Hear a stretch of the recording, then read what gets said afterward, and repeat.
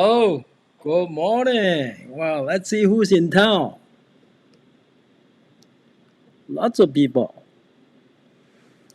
Hello, this is Kenny Tan. Welcome to the Real Beast Academy's weekly sales training, aka Centermac weekly sales training. And we got four exciting topics today for you guys.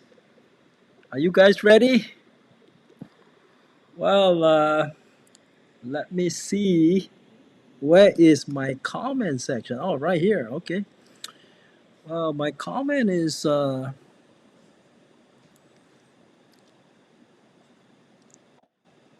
just a second. Let's see who's here. Okay, we got Nick, Johnny, Lily, Howard, and Julia Feng Jiao, Mello, Hua, Andrew, Carey, Wayne, Nicole, Elaine, Henry, Changping, Justin, Maggie, Maria, Jenny, Amy, Joanna, Nick. All right, guys, everybody.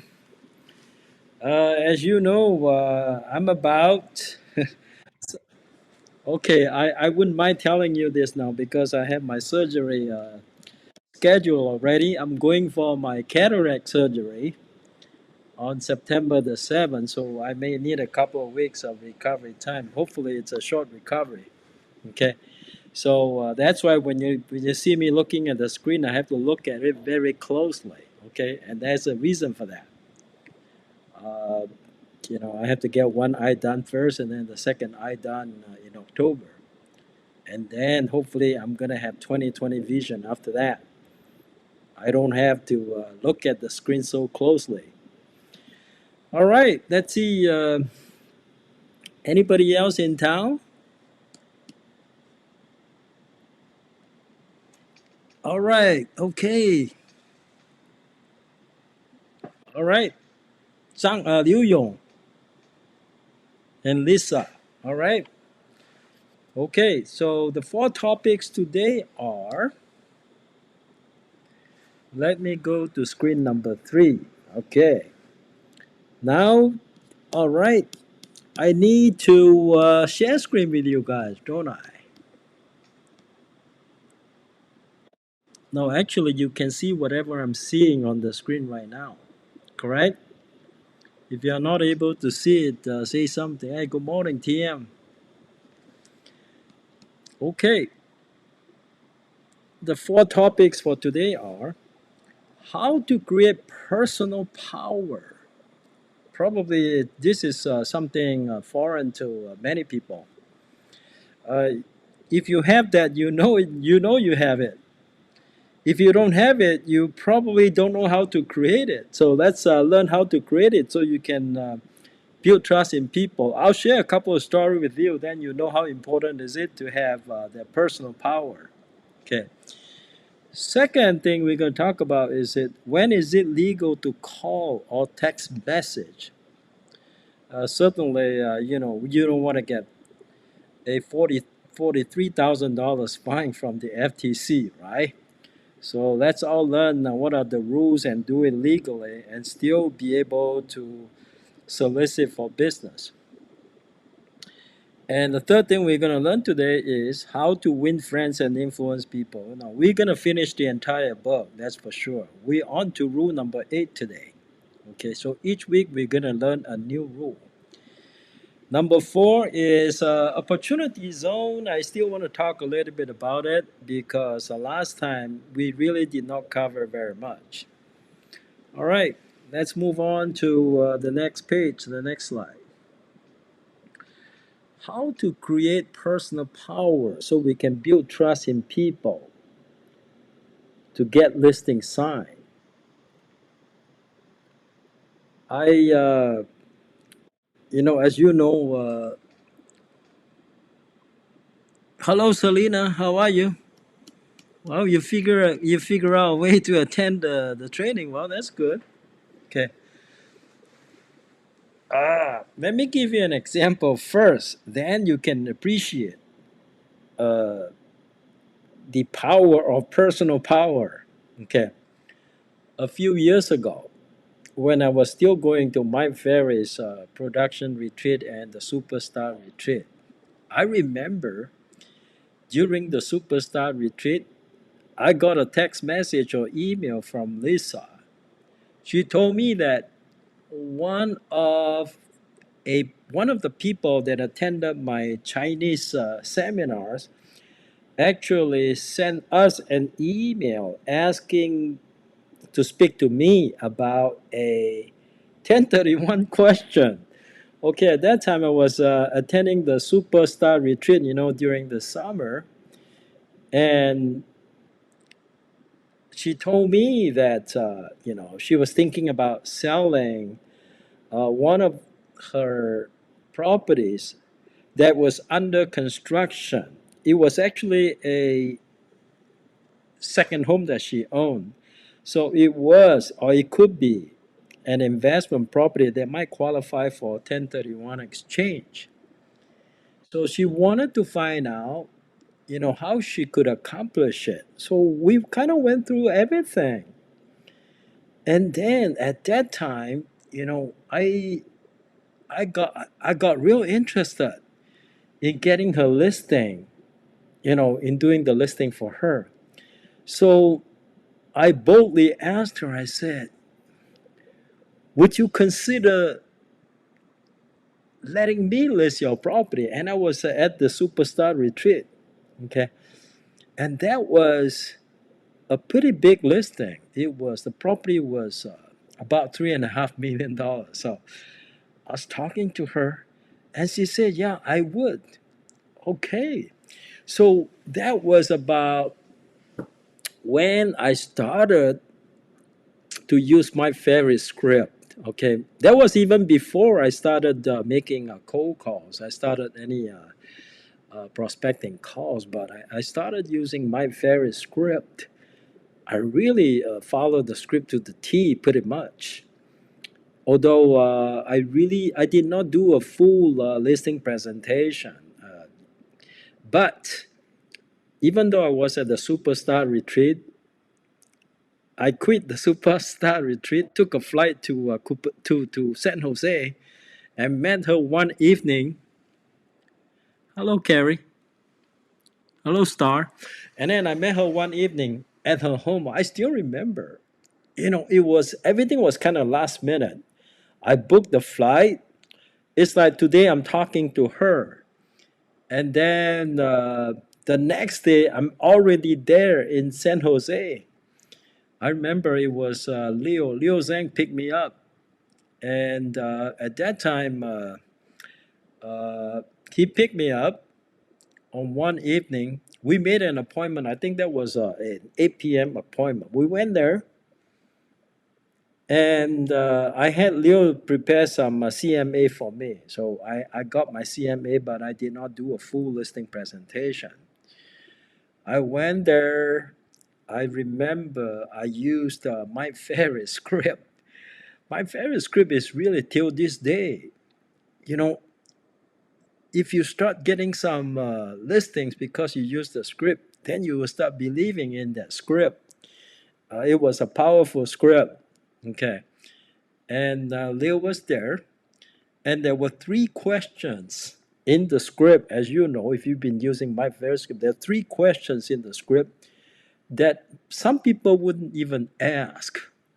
You know, sometimes we're afraid of asking certain questions because we're afraid of knowing what the answer is. Okay, what are the three questions? I remember, I only remember two. I forgot the last one. But the two that I still remember is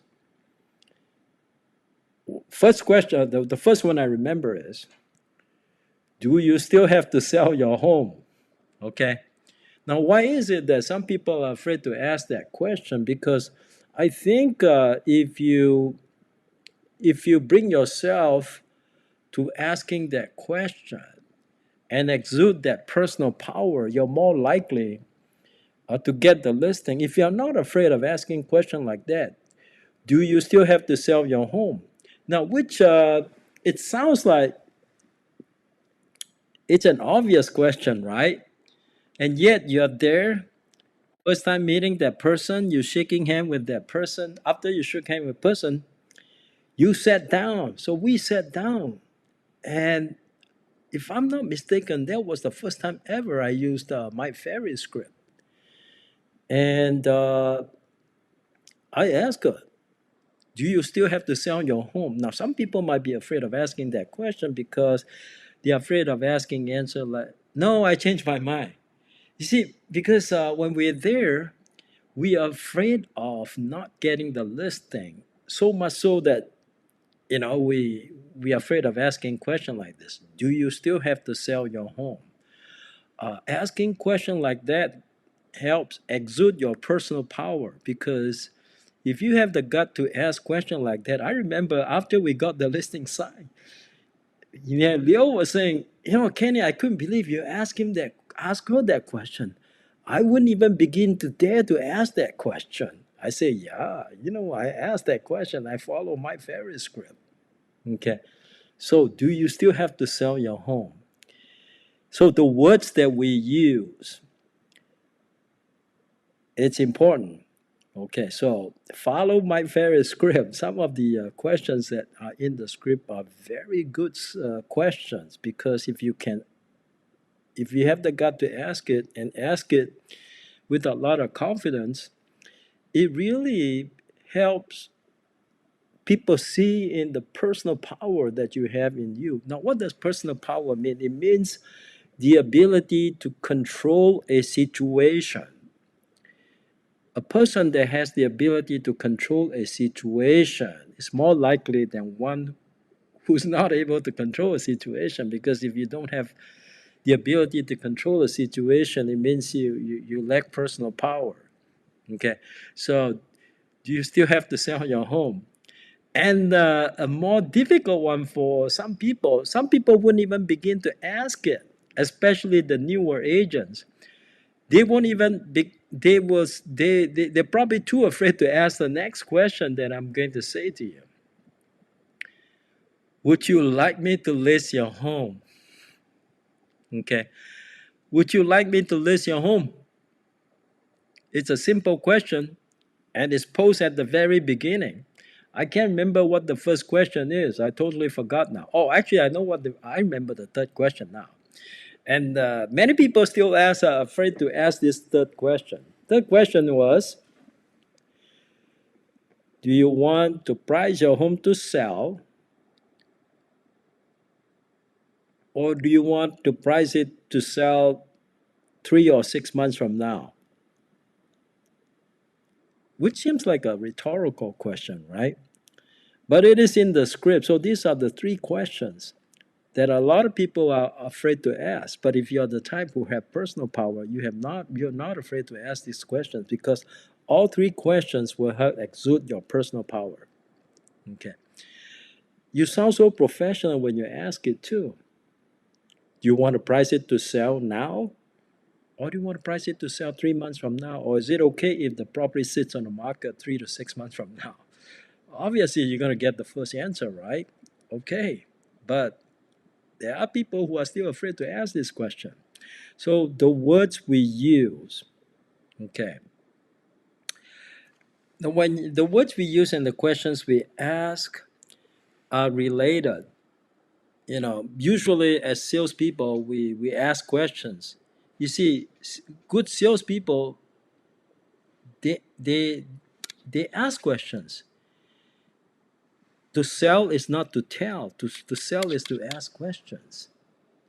And the strength in your voice too. All those guys that have strong personal power, you can feel the strength in their voice. When I go with, Michael Yu is a very good example. I mean, he since the beginning, since day one, he's already gotten the strength in his voice. When you talk with, with conviction and firmness in your voice. That's how you build personal power.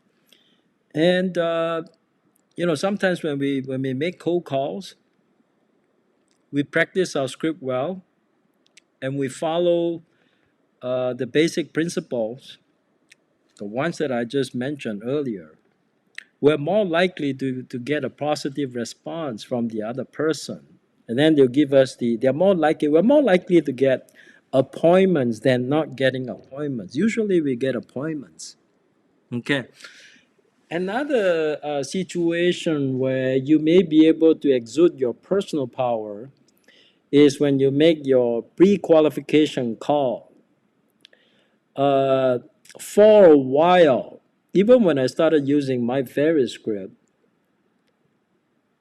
I have some reservation. I had some reservation about making pre-qualification calls.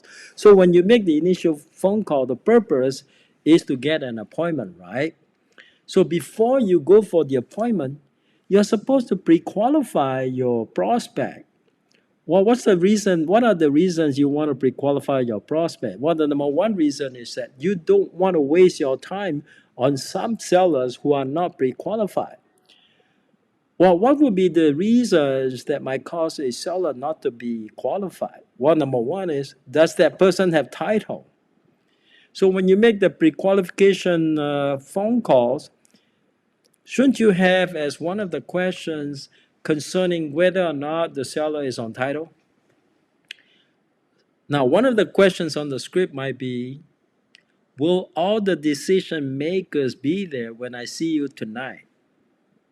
Because you don't want to go there and the person that is sitting in front of you is not a decision maker, right?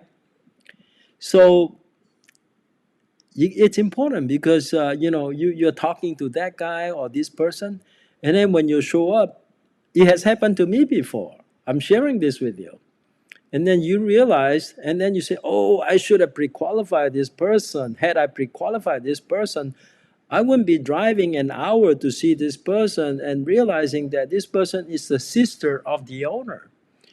Now, if this person is the sister of the owner, this person is obviously not on title. Then why are you talking to this person unless this person is a decision maker? It is doubtful that this person is a decision maker, although it is possible because this person may be the actual owner.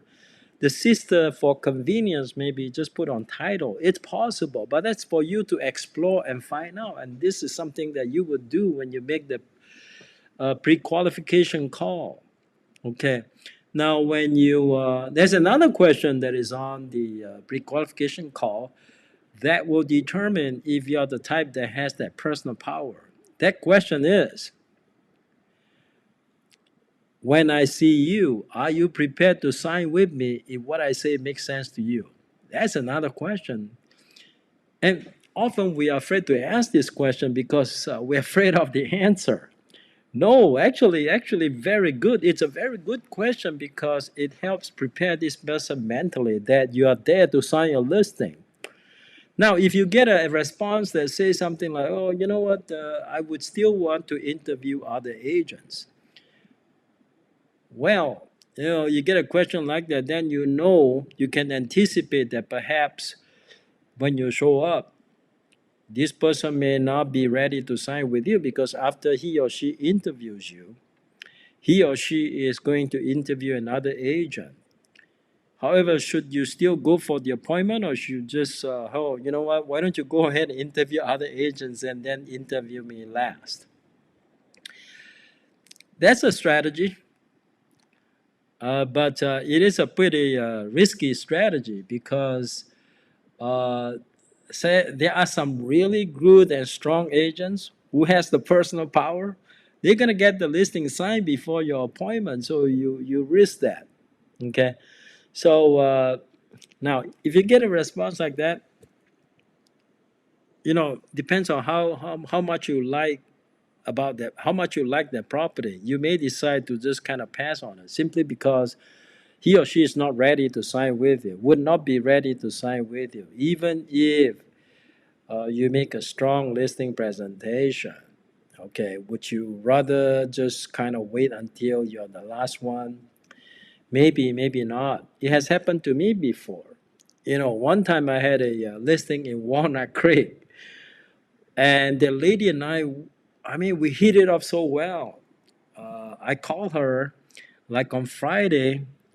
Saturday, I took a morning flight from Southern California to Northern California, and then I went to see her. And I wish I had scheduled an earlier appointment because we hit it off so well. I thought I was going to be able to sign the listing. Now, I did not pre qualify her though. I could have pre qualified her on the phone. I could have asked her, "Are you planning to list? Are you planning to interview more than one agent?" That's one of the pre qualification question. Okay. Now, why are we afraid to ask that question? Because sometimes we're afraid to know the answer, because we're afraid that the person might tell us, "Oh yeah, I'm going to interview more than one agent." Well, if you have personal power, you should not be afraid to ask this type of questions. Ask every single question that's on the script. Just follow the script to the T. Okay. Uh, and certainly the strength of your voice is important. Okay. If you don't know what it takes in terms of the strength of your voice, just listen to Michael Yu, listen to Elizabeth Wu, listen to Judy Xue. They are all, I mean, the kind, the strength in their voice. Okay, it's there. It is something that you can practice, though. Okay, all right. So much about personal power. This is only part one of personal power. Part two will be coming up in future training. Okay. All right. Let's move on to the next topic. When is it legal to call or text? I've been, I don't like texting people. Texting is not my style. But for some of you agents who don't want to make phone calls because either that's not your style or you're too afraid to make phone calls, maybe you felt it's safer to send text messages than to make phone calls. But first of all, I want to tell you that the rules are more liberal for making phone calls than for making cold text messages. You can call a person. Well, number one, if this person is not on the national do not call list, okay, you should still make the phone calls between the hours of 8 a.m. and 9 p.m. and not beyond those hours. Okay, it is not legal to make sales calls before 8 or after 9. If you call between 8 a.m. and 9 p.m., all right, then you are fine. Now, why do I say that? Some people ask, well, if a person is on the do not call list, can I call that person? Sure, you can. Just don't make interstate calls. Even if the person is on the national do not call list, the only type of sales calls that are or solicitation calls that are prohibited under the national do not call list is the interstate call. So if the person is on the national do not call list, but if you're making calls within California, it's not an interstate call. So what if this person is not, it's on the national do not call list? It is still okay. Now, going back to text messages, text message law is a little different though. Legally, you cannot send a text messages with the intention to sell something to the other person until you have gotten a prior consent from that person. How do you get prior consent? Some people are asking, that person don't even know me. How can I get prior consent? Well, the answer is you can get prior consent several ways. For example, if you have a website, and you're somehow able to capture the person's telephone number. For example, if the person gives you the text message, for example, on your website, you may have a message that says, well, if you're interested in getting a property evaluation for your house, please send me a text message or please provide your phone number or email. Now, providing an email without phone number does not give you consent to send text message. It only gives you consent to send emails. So you certainly want to get the phone number, even from your website. So, the input form, if they provide you their phone number in response to your solicitation, but that's on your website though. So it's nothing against the law to solicit on your website because it's not cold calling, it's not cold texting. So on your website, you ask for their phone number and they give it to you in response to your solicitation to give them a property evaluation, and then you go ahead and send them the text message. That's okay. That's 100% legal because you already got their consent. Okay. Now, what if some of you want to send text messages? It's completely cold because there is no prior consent. Well, first of all, your first text message could be an attempt to get consent. That's okay. For example, if you send a text message, uh, you need to have the ability for people to opt in or opt out. If your first initial text message is not to sell anything, but just to ask this person if he or she is interested in a property valuation. If he's interested, he's supposed to type in a certain opt-in code. If he opts in, great, you already got the consent. Then you can go ahead, yeah, okay. And then in your invitation, you're supposed to state how frequently would you give him the property update or whatever. Okay, how frequently you're going to send this type of text message. And then they should be allowed to opt out. Okay, then it's okay to do that if it's just for the purpose of getting consent. Okay, but you cannot sell anything via text messages without prior consent. That is not legal. So the bottom line is, why don't you try cold calling? It's safer to cold call than to cold text. Okay. Uh, Now, what is this internal do not call list? Let's say, for example, you call this person. This person is not on the national do not call list, but then he said, from today onwards, I do not want to receive any more phone calls from you. Why don't you put me on your do not call list? Now you have to honor that request. See, when you cold call people, if you use like Arch Agent, you can actually uh, convert the phone number to an internal do not call phone number so that you wouldn't be calling this person by mistake in the future. Once they have said, do not call me ever again, you got to honor that request, even if this person is not on the national do not call list. This is what we call the internal do not call list. All right, I already talked about 3 and 4. Okay, and now let's move on to the next one. How to win friends and influence people.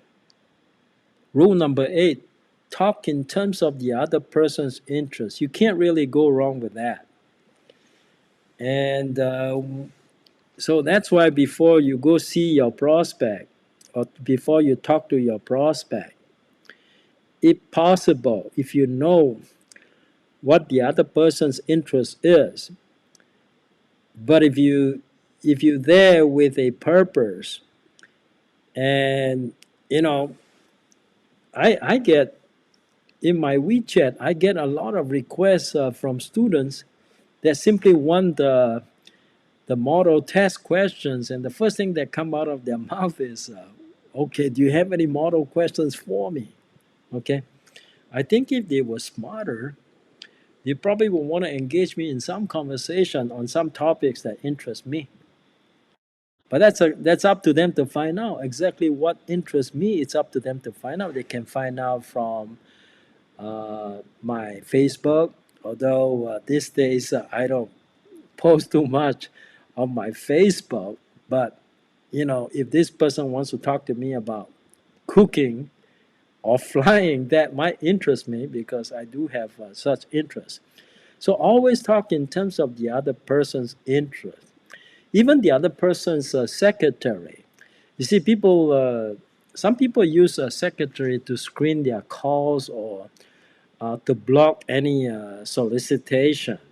So if you can find out what their assistants' interests are, talk to their assistants about their interests, and they might if you start talking about their interests, then they might engage in a more lengthy conversation with you, and they want to know more about you. So vice versa. So if you want something from somebody, you must first engage in conversation that interests them. Talk about their interests. If they like to golf, talk about golf. If you are a golfer, don't try to talk about golf if you are not a golfer, because or another trick would be that even if you are not a golfer, you can make the other person talk about golf. For example, you might ask the person, "Oh, I once was interested in golf, but I realized I was not a fast learner. When did you start picking up golf? You know, can you share with me some of the tips on how to become a good golfer?" Well, then you can start talking about golf because you're not a golfer, right?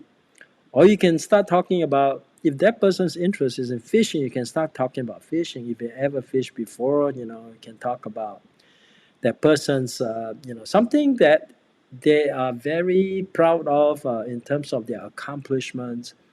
You can't go wrong, because if you want the other person to express an interest in you, sometimes you can get the very thing that you want from that person just by making the person talk in terms of the other person's interest. All right. So let's move on to the last topic of, well, actually, before I move on, I want to share with you, uh, if I if I make prospecting calls, sometimes it is helpful to find out more about the other person. Although usually when you make cold calls, you know very little about that person until or unless the person is willing to volunteer the information. So one of the questions we usually ask is, uh, if you sold this home, where are you moving next, right? And then the person might say, "Oh, I'm moving to Boston." Then my standard response, "Oh, how exciting! Moving to Boston. What's taking you to Boston?" Okay, now you start making the person talk about Boston, right? The person might be talking about, "Well, my grandchildren are there." Oh, wow. Okay, then you start having conversation. Then you get to know more about this person. The person might say, "I'm moving to Phoenix, or I'm retiring in Phoenix." Oh, why Phoenix? Gotta make the person talk about his interests. Okay. All right. Next. The royal road to a person's heart is to talk about the things he or she treasures most. This is a direct quote from the book. The royal road. Okay.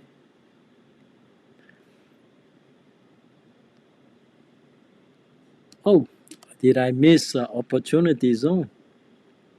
I think I may have missed that one. Okay, that's all right. I'm just going to talk about opportunity zone. Where did I put that one? Okay, I think I might have deleted that, but that's okay. Opportunity zone. I mentioned to you, uh, it is a countervailing measure to Biden's tax reform. As you know, the Biden is going to either get rid of 1031 exchange or severely limit 1031 exchange to no more than 500,000 tax capital gain that you can defer in a given year. Okay. Now, what happened to the excess that you can't defer?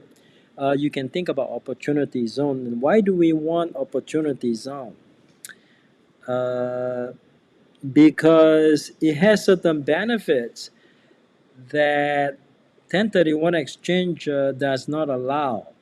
For example, a 1031 exchange does not allow you to exchange for less money, whereas opportunity zone, there is no such limitation. So let's say, for example, you just sold a property worth $1 million, right?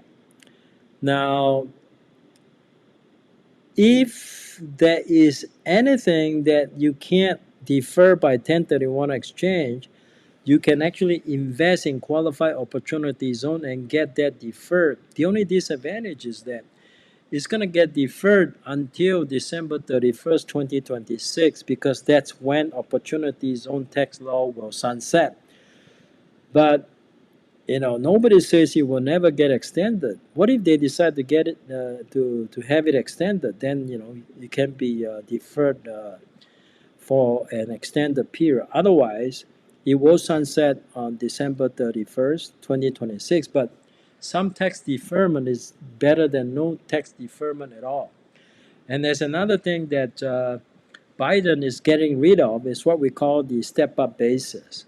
For those of you that forgot, step-up basis means that upon the death of the taxpayer, the beneficiary or the heirs will receive the property with a higher tax basis. The tax basis will be equal to the market value of the property on the day the taxpayer died. So that's what we mean by this step-up basis. Now, step-up basis, it's good because huge tax benefit for the heirs or beneficiary through proper estate tax planning. But Biden is thinking about getting rid of that. Now, if Biden gets rid of that, the opportunity zone offers you some step-up basis, although not a whole lot, but something is better than nothing, right?